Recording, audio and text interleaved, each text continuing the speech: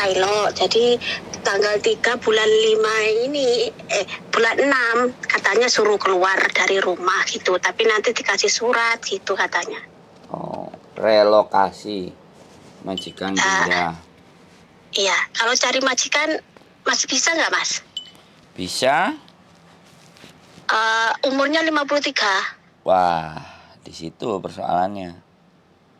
Ada majikan yang mau apa enggak, gitu aja. Oh, gitu ya. Ya nggak apa-apa ya, cari-cari terus aja, cari-cari di agent, di kiri, kanan, atas, bawah. Di agent saya juga boleh. Oh, agentnya Mas Sandra KSP mana ya, Mas? Sungwan. Sungwan. Agent apa, Mas? Sungwan. Ya. Ya, agent tapi apa, Mas, namanya, Mas? Ya nanti kalau hari biasa bisa keluar ya tak anterin ke sana. Oh gitu. Kalau hari biasa bisa keluar bisa anterin. Oh ya, tak tanya teman saya ya, Mas. Iya, soalnya kalau minggu rawame repot mules aku. Iya. Tadi ini kan ya kemarin tuh ada teman di Wancai terus ngasih nomor agent gitu. Kan dia ya takut antisipasi, Mas, takutnya ada sesuatu gitu. Ternyata ya majikannya minta tanggal 3 keluar dari rumah. Terus ini tadi telepon tapi di typo, dia kejauhan, dia minta cari yang daerah KSWB sini gitu loh, Mas. Enggak masalah. Ya, tak kasih nomornya, Mas ya, Mas. Okay. Tak suruh telepon. Oke. Terima kasih ya, Mas. Siap. Maaf ya, Mas, mengganggu. Oke. Bye-bye. Bye, Assalamualaikum. Oke, teman-teman. Pagi-pagi majikannya mau relocation, Vian. Ya, pindah negara Cina. Seperti apa dan bagaimana. Jadi 3 hal ya, sekali lagi saya ulang berkali-kali lipat sampai pegel pokoknya sing ngrungokno. Gak ngurus, yang penting aku ngomong. Jadi karena yang nonton hari ini belum tentu nonton besok dan nonton lusa, tapi ada yang tiap hari nonton. Terima kasih yang tiap hari nonton ya, kalian istimewa. Jadi 3 hal yang bisa putus kontrak atau terminate, ganti majikan, nunggu visa di Hong Kong. Yang pertama seperti mbaknya tadi, relocation, majikannya pindah negara. Ini kan nanti jahatannya mau pindah ke Cina, ke Thailand. Jadi majikannya pindah. Relocation ya, pindah terserah aja kemana aja, pokoknya majikannya pindah, gak butuh CC lagi. Yang kedua adalah majikan meninggal, tewas, die, pass away. Apalagi majikan yang tanda tangan sendiri. Ya, kalau majikan yang tanda tangan sendiri terus meninggal, nah itu visanya langsung habis hari itu. Wah, ngeri ya. Langsung kadek 2 minggu ya. Langsung hari itu juga apa? Meninggal. Kalau yang tanda tangan. Yang tanda tangan meninggal. Jadi nggak ada panjang-panjang 2 minggu, itu nggak ada. Ya hari itu pun visanya meninggal, langsung laporan ke imigrasi. Langsung cari majikan. Gitu ceritanya. Biasanya ada surat keterangan dari keluarganya, minta di-extend ya. Untuk ngurusi si mbahnya, biasanya ngewangi sampai beberapa bulan. Karena kalau sudah deket dengan mbahnya, biasanya gitu, biasanya sih. Nggak biasa ya gak normal. Terus mari relocation. Terus yang terakhir adalah ya financial problem. Jadi bangkrut, gak duwe duit.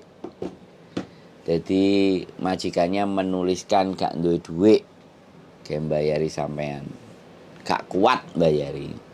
Itu sampean boleh ganti majikan, nunggu visa di Hong Kong. Tuh berarti teman-teman, sisanya dari itu semuanya nunggu visanya harus pulang, harus keluar ya. Kita nggak bilang pulang Indonesia, harus keluar.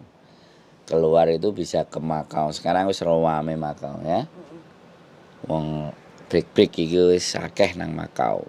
Jadi buat teman-teman sekali lagi ya, 3 hal itu kalau kalian bisa ganti visa, nunggu visanya bisa di Hong Kong.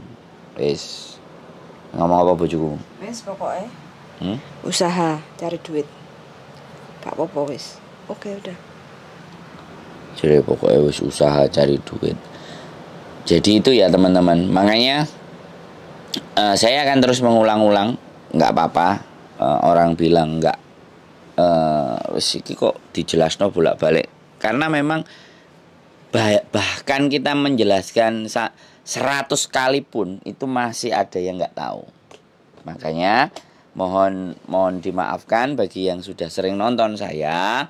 Kalau semisalnya menonton konten saya kok perasaan kemarin sudah nonton dan sudah nonton lagi, itu bukan karena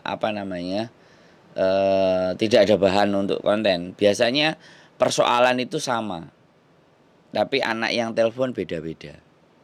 Jadi makanya kalau semakin ada yang komentar, semakin nonton semakin banyak pengetahuan, semakin nonton semakin ngerti, semakin nonton semakin punya banyak wawasan.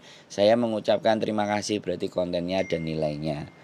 Tapi kalau yang nonton berkali-kali dan berulang-ulang, kontennya juga yang diceritain sama, ya anggap aja nanti buat temennya yang nggak tahu gitu loh. Karena sekali lagi bahwa tidak semuanya teman-teman kita itu tahu dan ngerti ya Mbak. Mungkin yang sudah ngerti ya bagus, terima kasih. Tapi yang nggak ngerti ya dikasih ngerti. Yang nggak paham dikasih paham. Jangan sampai nanti omongannya, aku sudah pernah bikin video, aku sudah pernah nulis. Tulisannya wis tahun piro. Males ae, gak gelem delok. Males saya gak menggunakan HP-nya untuk belajar, untuk cari tahu. Saya nggak mau begitu ya. Saya tidak ingin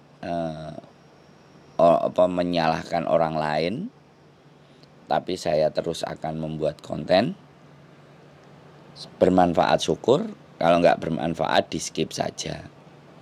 Soalnya kemarin dari luar itu sempat rame, aku ketemu mantan bosku ngomong, ada yang ngomong katanya aib diudel-udel, ada yang ngomong gini dan gitu. Jadi ya ini wajar ya, sosial media itu orang nanggapi itu sesuai dengan cara berpikirnya masing-masing. Jadi ada melihat sesuatu itu sudut pandangnya beda-beda, ada yang dari depan, dari samping, dari kiri, dari kanan. Jadi ada yang menganggap telek ya, kotoran manusia atau kotoran hewan. Itu ada yang menganggap sebagai sesuatu yang jijik, yang enggak bagus. Tapi pada fakta dan kenyataannya itu bisa jadi pupuk, menyuburkan tanah. Jadi sekali lagi kacamata pandang kita itu berbeda-beda. Dan saya tidak menyalahkan keperbedaan itu, karena saya juga nggak pernah berpikir apa yang keluar dari mulut saya, apa yang keluar dari pemikiran saya itu sesuatu yang paling benar. Itu prinsip buat saya. Jadi saya tidak akan selalu menganggap apa yang saya keluarkan itu yang paling benar. Tapi yang saya keluarkan itu ya berdasarkan pengalaman. Silahkan di logika. Kalau masuk logika cara berpikir teman-teman ya syukur, alhamdulillah. Kalau enggak ya saya terus belajar terus dan bikin terus gitu loh. Itu kita bicara satu hal kotoran hewan, ya kan. Sebagian orang menganggap itu barang yang jijik, yang kotor, yang enggak bagus. Tapi kalau orang-orang petani ya, kotoran itu pasti dikumpulin, disiram, dan nanti dibuat rabuk. Nah itu kan kacamatanya beda-beda. Itu satu hal gitu loh. Terus Ada yang di konten ini ada yang bercerita tentang sebuah kesedihan, bercerita tentang kendeleweran dirinya sendiri, bercerita tentang kebodohannya mereka. Tidak lain dan tidak bukan, mereka bercerita itu agar supaya orang-orang yang nonton kontennya itu tidak seperti mereka. Sebenarnya itu yang harus kita apresiasi. Bukan, bahkan ada pemikiran orang yang bilang ke saya bahwa kalau kalian cerita sama YouTuber itu kalian itu goblok pekok gitu. Kenapa kok diumbar-umbar ya? Saya merasa ya yang goblok itu yang lokno. Kenapa kamu? Orang mau cerita, orang pingin membagi pengalamannya, experience-nya agar orang lain bisa belajar dari dirinya dia, kok malah digoblok-goblok. No. Iri bilang bos gitu loh. Jadi buat saya cara berpikir picik. Terus yang berikutnya lagi adalah YouTube. Orang siapapun di belahan dunia manapun tahu sekarang belajar itu juga dari YouTube. Kok bilang nek cerita ya nyugeno YouTuber kuene oleh opo. Jadi itu cara-cara berpikir yang menurut saya kolot ya, kuno, terus picik gitu, sempit gitu.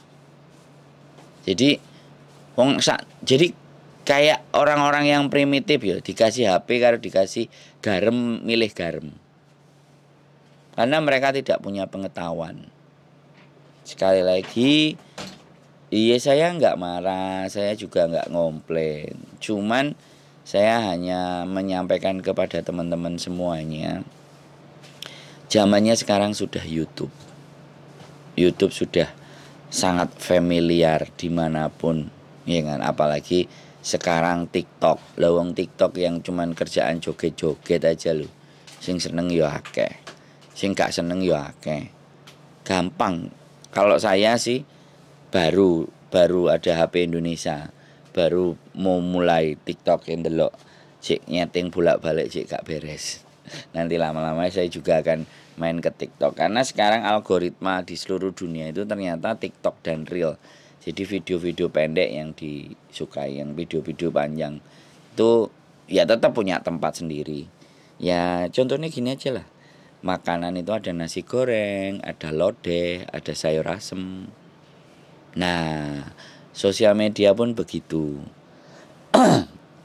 Informasi juga banyak. Tinggal teman-teman mau yang mana, yang gampang dicernanya, gampang dilogika, gampang dimengerti ya mudah. Tuh silahkan, semuanya punya kebebasan masing-masing. Yo salam aja yang buat di luar-luar sana yang gak suka sama YouTuber. Ya mohon dimaafkan ya. Kita YouTuber berjuang bikin konten. Kalian gak seneng, kalian gak suka, itu bebas dan hak kalian masing-masing. Yang jelas semakin kalian melarang, kontenku tambah tak akei. Saya tidak akan menggubris mereka-mereka yang gak suka dan yang gak seneng.